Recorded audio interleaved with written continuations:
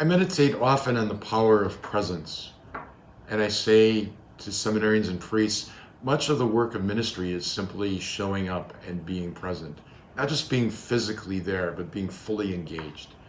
And we know that from our own experience.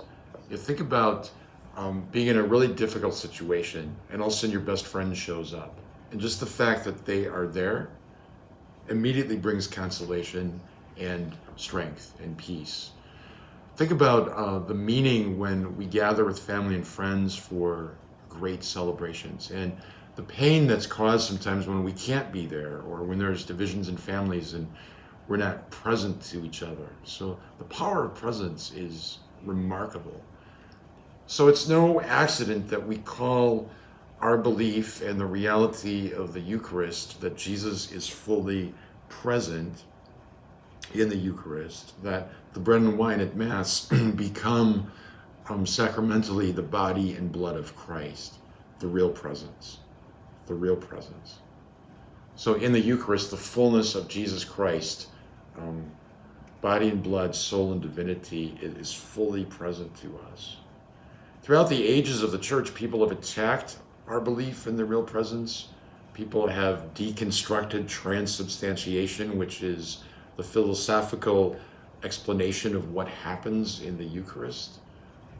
Many people have denied the reality of John chapter 6 and Jesus' insistence, unless you eat my flesh and drink my blood, you do not have my life within you.